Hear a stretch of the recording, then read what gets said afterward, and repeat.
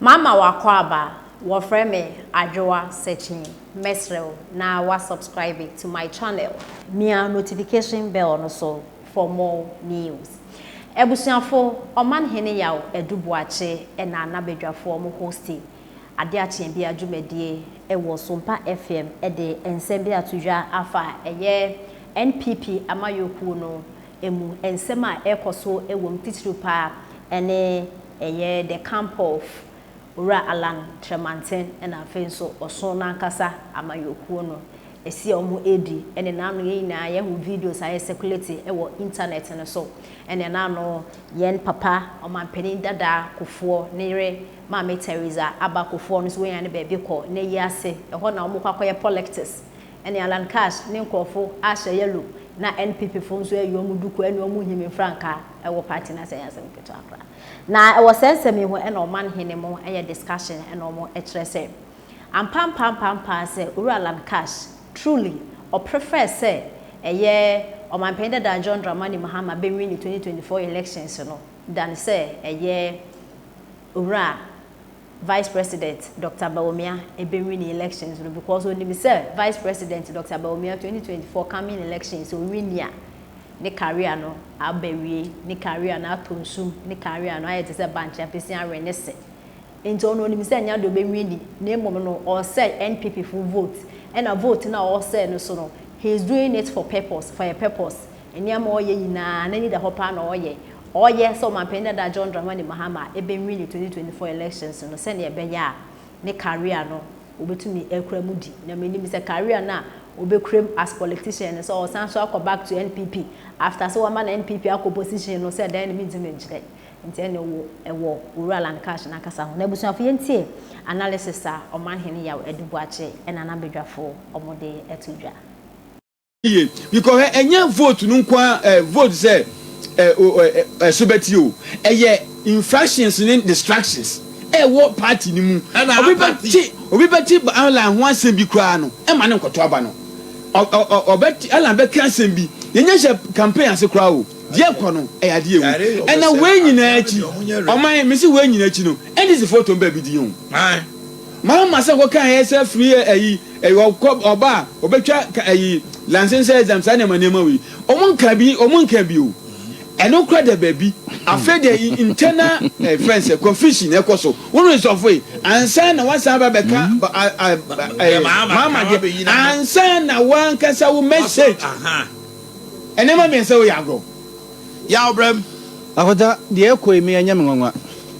anya menwanwa kra and ebia na kese besisi emra omo be crisscross across the country near the ade we kusia ne dom no yebehu na kese pi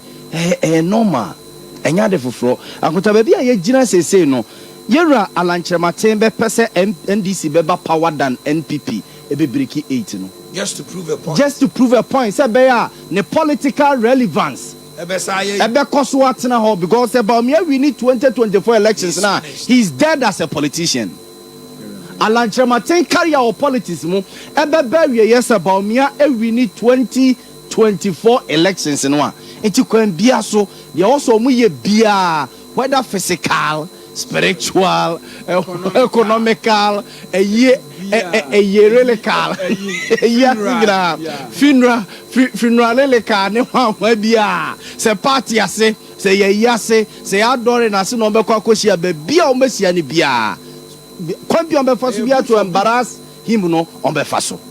so hu o ka se o se Bawumia ekoshia Allah ne hwan na konta so bi be shia obi a it depends on o posture what I say sebeba woni mu ni wa ba bedin koma mo ni posture no kono wanti ya wa alanche misro wa kan de wi mami nkasa the posture no from day one and e be kire say obi betima bananim na ba bedin komo na be kasum se mama na ye ya na say woni ne nkama ne enye yi akota ba bi ade no omugina sese no yes a difficult moment akonya bia tofie na akonta ye priwie na kunya ne kodi baako nsem a yes sa ne manema we ebeba echichi beba no it is hard to Bawumia nti na was started sa de no also obodam ne frifie nti was started sa de na frifie wasia Canada Japan wasia Dr. Usu Afriya Kutu wasia Francis Adenimu iti or bodam na frifie ansa na so betiesi abonten a watiesi abonten akwakopa bi a afafrato akiri kwan na wo fie dia wo nka nwie wo so kwakɔhwe afafranto na abakɔ ba na se efiefo ni nyina so so kwa na de hwan na ekwa kyekyere dom no de esie enye nwanwa ahota Saturday mi no ba bia ne yenam nyina yi ye nam so kwa mani bon tuma no so na se ade we de eye ade a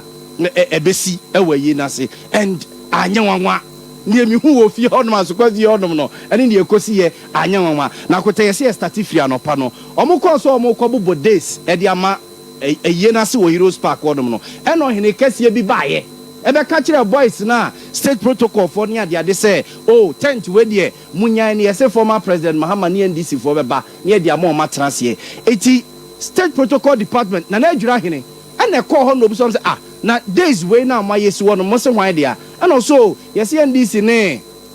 former president Mahama ebe banchina ye de ama omo ene na adwura hene tu ni nan si mu say there be former president Mahama so ba ha say ya or a former president of the country. It's one president nyina and the vice president nyina betina baby baako ne mpanimfo ebedi na chi aba say ye